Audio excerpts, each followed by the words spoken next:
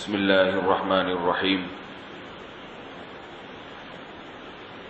رمضان میں روزے سے متعلق اور زکوٰۃ سے متعلق چند مسائل ایسے ہیں جو بہت زیادہ پوچھے جاتے ہیں بار بار، تو آج خیال ہوا کہ ان مسائل کو میں بیان کر دیتا ہوں تاکہ جو لوگ نیٹ پر سنتے ہیں یا یہاں سنتے ہیں تو وہ پوچھنے کی زحمت نہ کریں بلکہ ان کو ذہن نشیں ہو جائیں گے۔ روزے کے بارے میں جو سوال بہت زیادہ پوچھے جاتے ہیں، الٹی آ گئی ہے، ابکائی آ گئی ہے، اس سے روزہ تو نہیں ٹوٹا، انجیکشن لگانا ہے، چوٹ لگ گئی ہے، خون نکل گیا ہے، خون لگانا ہے، انہیلر لینا ہے۔ تو الٹی آنے سے روزہ نہیں ٹوٹتا۔ الٹی آنے سے روزہ اس وقت ٹوٹے گا جب دو شرطیں پائی جائیں گی۔ ایک یہ کہ الٹی منہ بھر کر ہو بہت زیادہ، اور منہ بھر کر الٹی ہوئی اور آپ نے اس کو نگل لیا تو نگلنے سے روزہ ٹوٹ جائے گا۔ دوسری شرط یہ ہے کہ الٹی منہ بھر کر ہو، خود سے نہ ہو بلکہ آپ نے جان بوجھ کر کی ہو، منہ بھر کر اچھی طرح سے۔ منہ بھرنے کا مطلب یہ ہوتا ہے کہ اتنی زیادہ ہو کہ آپ اگر روکنا چاہیں تو وہ روک نہ سکیں، اس کو منہ بھر کے کہتے ہیں۔ ورنہ اب منہ ہر ایک کا جو ہے کیونکہ وہمی لوگ جو ہے نا، پھر وہ وہمی لوگ جو ہے نا وہ تنگ کرتے ہیں۔ وہمی کہتے ہیں اب مجھے پتہ ہی نہیں چل رہا کہ میرا منہ بھر کے ہوا ہے یا منہ تھوڑا ہوا ہے۔ تو بھائی اب منہ تو آپ کا اپنا ہے، میں تھوڑی پتہ لگا سکتا ہوں کہ آپ کا منہ بھرا ہے کہ نہیں بھرا۔ اس کا ایک فقہا نے ضابطہ بیان کیا ہے کہ اتنا کہ منہ میں روکنا اس کو ممکن نہ ہو۔ تو چھوٹی موٹی ابکائیاں آتی ہیں، چھوٹی موٹی الٹیاں آتی ہیں، یہ اگر نگل بھی لیں تو بھی روزہ نہیں ٹوٹتا۔ ابکائی آئی اور آپ واپس لے گئے تو نہیں ٹوٹتا۔ تو منہ بھر کر ہو اور آپ اس کو نگل لیں، یا نگلیں تو نہیں لیکن وہ منہ بھر کے خود سے نہیں ہوئی بلکہ آپ نے حلق میں انگلی ڈال کے قے کی ہے۔ تو عام طور پر ایسا کوئی کرتا نہیں ہے روزے میں، اس لیے اس کو اتنا بیان کرنے کی ضرورت بھی پیش نہیں آتی۔ اس کے علاوہ گلوکوز چڑھانے سے، انجیکشن لگانے سے روزہ نہیں ٹوٹتا۔ روزہ ٹوٹتا ہے کھانے پینے کے، ناک کے راستے یا منہ کے راستے کوئی چیز پیٹ کے اندر جائے، یا مقعد کے راستے کوئی چیز پیٹ کے اندر جائے۔ آنکھ میں دوا ڈالنے سے روزہ نہیں ٹوٹتا، خوشبو لگانے سے روزہ نہیں ٹوٹتا، خوشبو سونگھنے سے روزہ نہیں ٹوٹتا ہے۔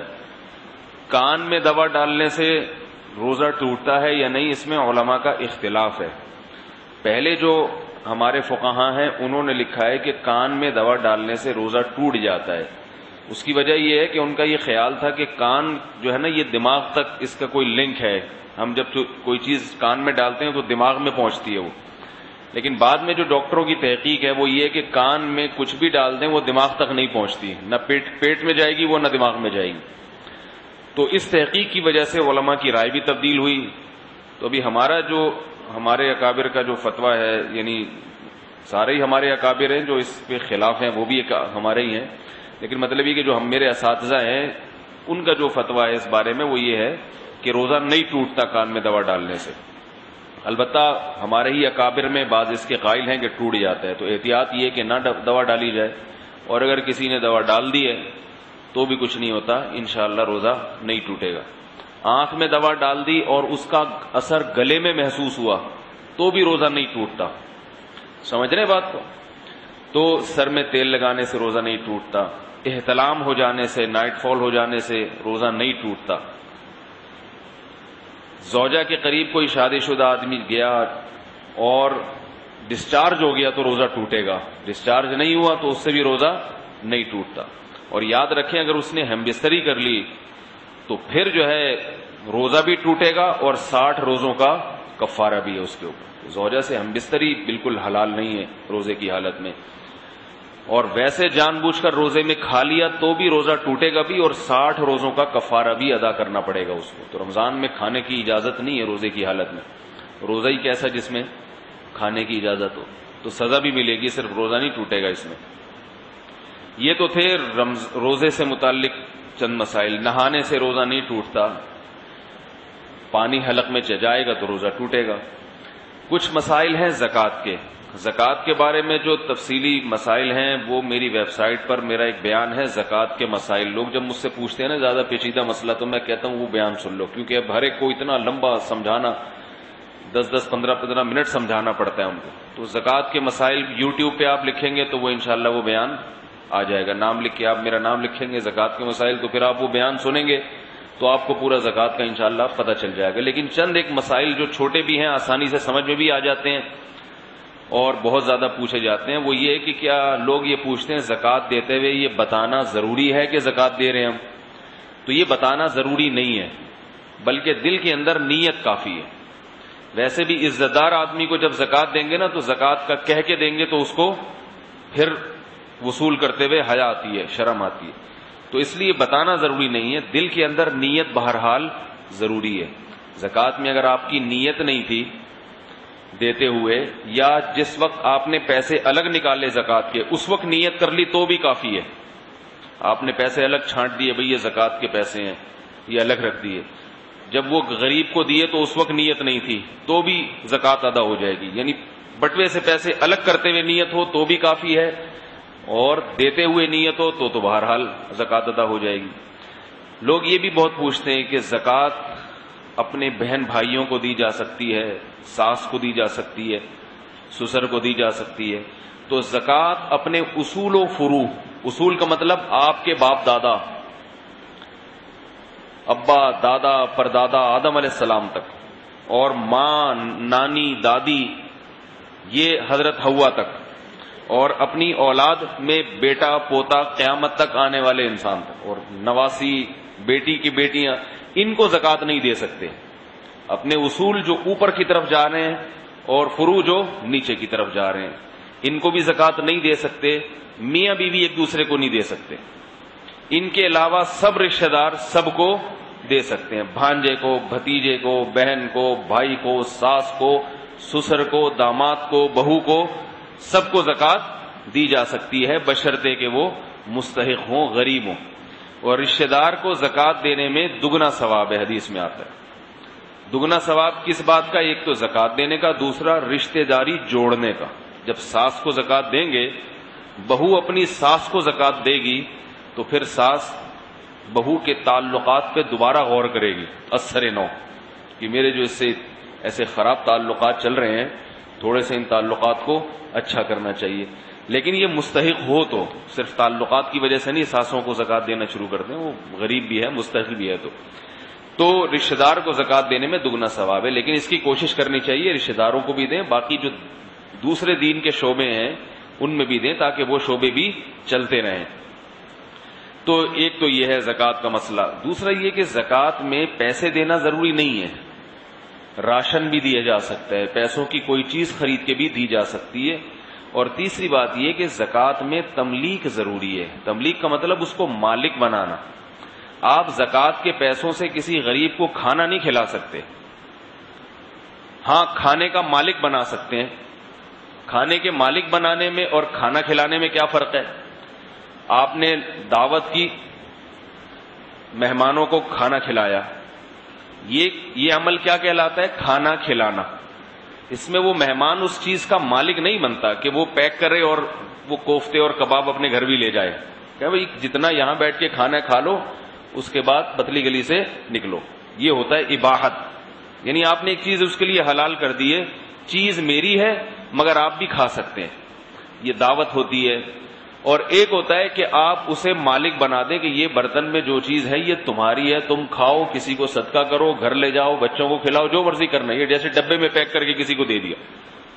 تو اس لیے زکوٰۃ میں اگر کھانا کسی نے کھلانا ہو تو پھر وہ غریب آدمی کو اس کھانے کا مالک بنا دے. جیسے کھجوریں ہیں اس کو دے دی، بھائی تم اس کے مالک، یہ برتن میں سالن ہے یہ تمہارا ہے، تم یہاں کھاؤ، گھر لے جاؤ، یہ تمہارا ہو گیا. تو تھوڑا سا ہی فرق آتا ہے، اتنا زیادہ فرق نہیں آتا. یا کسی کو وکیل بنا دے انسان. وکیل کا مطلب بھئی تم اس غریب کی طرف سے ان پیسوں پہ قبضہ کر لو، ٹھیک ہے نا، اس غریب کی اجازت سے، پھر اس غریب کو کھلا دینا. اب جب قبضہ ہو جائے گا نا اس غریب کی طرف سے تو وہ مالک ہو جائے گا، مالک ہوگا تو زکوٰۃ ادا ہو جائے گی. اب وہ یہ اس لیے تکلف کی نوبت پیش آتی ہے کہ بعض دفعہ ڈائریکٹ اس غریب کو ہاتھ میں پیسے پکڑانے میں نقصان ہوتا ہے. نقصان یہ کہ غریبوں کی بھی دو قسمیں، ایک خاندانی غریب جو اپنی ضرورتوں پہ خرچ کرتے ہیں، اور ایک ایسے غریب ہوتے ہیں جن کو جب پیسہ ملتا ہے تو پان گٹکے پہ اڑا دیتے ہیں وہ سارے پیسے، پھر بھوکے بیٹھے ہوئے. ان کو پان کھانے کا زیادہ شوق ہوتا ہے روٹی کھانے سے. تو انسان کو جب کسی غریب پہ ترس آتا ہے وہ کہتا ہے مجھے پتا ہے اس کو میں پیسے دوں گا یہ سارے گٹکے پہ اڑا دے گا, سگریٹ اور پان پہ اڑا دے گا, اسنوکر کلب میں اڑا دے گا یہ سارے. تو پھر ایسے غریب کا فائدہ کس میں ہے کہ آپ اسے ڈائریکٹ ہاتھ میں پیسہ نہیں پکڑائیں, بلکہ اس کو بولیں کہ تم کسی بندے کو نامزد کر دو اپنی طرف سے, میں تمہارے پیسے اس کو دے رہا ہوں.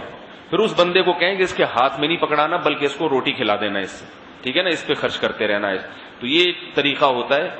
تو اسی وجہ سے بعض لوگ گھروں میں راشن دے دیتے ہیں زکوٰۃ کا, یہ بھی ٹھیک ہے, تاکہ وہ پیسہ آنے کے بجائے راشن آئے گا نا تو وہ راشن بیچ کے تو گٹکا نہیں کھائے گا نا, وہ اتنا تو اس میں بھی اتنا شعور تو ہوگا کہ بھئی اب میں آٹا بیچوں اور اس کے بدلے میں سگریٹ کے ڈبے خریدوں, اتنی تھوڑی سی سینس ہوتی ہے اس میں. تو یہ 2-4 چھوٹے موٹے مسائل تھے زکوٰۃ کے جو عام طور پہ لوگ پوچھتے ہیں. باقی تفصیلی مسائل تو میں نے آپ کو بتایا کہ وہ معلوم ہو سکتے ہیں. صدقہ فطر کے بارے میں بھی, صدقہ فطر جو ہے نا, جتنے آپ کے ماتحت ہیں بچے اور غلام تو آج کل ہوتے نہیں ہیں, تو جتنے نابالغ بچے ہیں ان کی طرف سے صدقہ فطر ادا کیا جاتا ہے, اپنی طرف سے بھی اور نابالغ بچوں کی طرف سے بھی. اس میں فلسفہ کیا ہے صدقہ فطر میں؟ دو بنیادیں ہیں صدقہ فطر کی.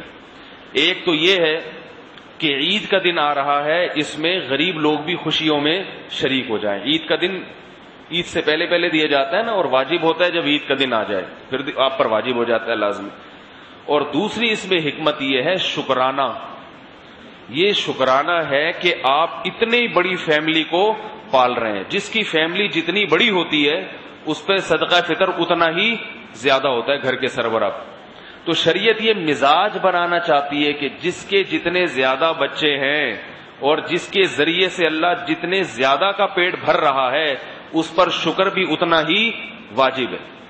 تو اس سے فیملی پلاننگ والوں کے نظریات کی مخالفت ہوتی ہے. وہ کہتے ہیں آپ کی فیملی جتنی مختصر ہوگی نا تو اتنا اچھا ہے. تو شریعت کیا کہہ رہی ہے کہ جتنا بڑا خاندان ہوگا آپ کا, آپ اس کے اکلوتے سربراہ ہو, تو اپنی طرف سے بھی دینا ہے اور خاندان کے ایک ایک فرد جس کو آپ کھلاتے ہو, یہ بتانے کے لیے کہ اللہ نے آپ کو اتنا اونچا مرتبہ عطا کیا ہے کہ ایک آدمی سے اللہ اتنے لوگوں کا پیٹ بھر رہا ہے. کیونکہ اللہ کو کھلانے والے پسند ہیں, کھانے والے پسند نہیں ہیں. حدیث میں آتا ہے نا کہ اوپر والا ہاتھ نیچے والے ہاتھ سے بہتر ہے, نیچے والا مانگنے والا اور اوپر والا خرچ کرنے والا. تو اللہ آپ کے ذریعے اتنی مخلوق کا پیٹ بھر رہے ہیں, اتنی مخلوق کا پیٹ بھر رہے ہیں. تو یہ عید کے دن اس کا شکر ادا کیا جاتا ہے کہ اللہ تو میرے ذریعے سے اتنوں کو کھلا رہا ہے. تو اللہ کہتے ہیں سب کی طرف سے صدقہ ادا کرو, سب کی طرف سے. یہ شکر کا صدقہ ہے. بالغ اولاد کی طرف سے نہیں ہوتا فرض, کیونکہ بالغ اولاد کا خرچہ باپ کے ذمے نہیں ہے. جو بالغ بیٹا ہے نا اس کا خرچہ باپ کے ذمے نہیں ہے. وہ باپ اگر اس پہ خرچ کر رہا ہے تو یہ غریبی ہے. یہ کیا ہے؟ یہ باپ کی طرف سے غریبی ہے, ٹھیک ہے نا. ہوٹل میں کھانا کھاتے ہیں نا, ایک تو پلیٹ کا پیسے دے دیے, بعد میں پھر کہتے ہیں یار چل تھوڑی سی گریوی لے آ.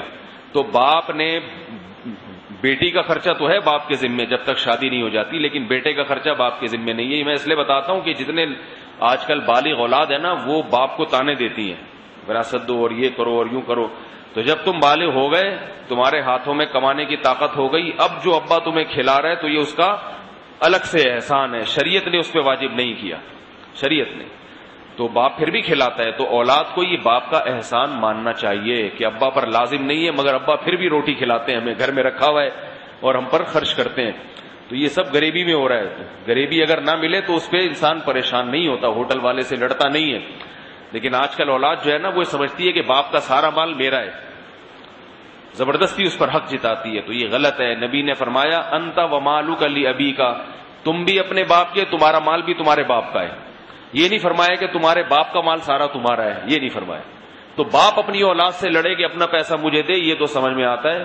اولاد کو یہ حق نہیں ہے کہ وہ باپ سے لڑے کہ ابا یہ ساری جائیداد مجھے دے دو, یہ سارے پیسے مجھے دے دو, یا میرا حصہ مجھے دے دو. باپ کی زندگی میں اولاد کا کوئی حصہ ہوتا ہی نہیں ہے.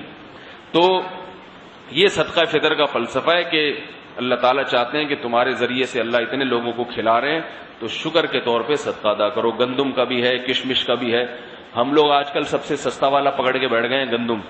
تو اگر کسی کو اللہ نے مالی وسعت زیادہ دی ہے وہ کھجور کے حساب سے دے دے, کشمش کے حساب سے دے دے. اور اس کے بھی وہی مصرف ہے صدقہ فطر کا جو زکوٰۃ کا ہے. صدقہ فطر بھی غریبوں کو دیا جاتا ہے اور زکوٰۃ بھی غریبوں کو. دیکھو حکومت غریبوں کا اتنا خیال نہیں کرتی ہے، مگر خالق کائنات نے غریبوں کا کتنا خیال کیا. زکوٰۃ بھی نکلواتے ہیں اللہ ان کے لیے، صدقہ فطر بھی نکلواتے ہیں، پھر بقرعید کی قربانی میں 1/3 گوشت ان کے لیے نکلواتے ہیں. پھر قسم کے کفارے میں اگر قسم کھائی توڑ دی تو اللہ کہتے ہیں 10 غریبوں کو 2 ٹائم کا کھانا کھلاؤ. ٹھیک ہے نا. تو قسمیں تو ٹوٹتی رہتی ہیں، انسان سے کبھی غصے میں اٹھا لیتا ہے قسم یہ کروں گا وہ کروں گا، بعد میں توڑ دیتا ہے. اللہ نے کہا کفارہ کیا ہے؟ 10 غریبوں کو 2 ٹائم کا کھانا کھلاؤ. اس کے علاوہ بھی شریعت میں جگہ جگہ جو ہے سزا کے طور پر غریبوں کو کھانا کھلانا رکھا گیا ہے.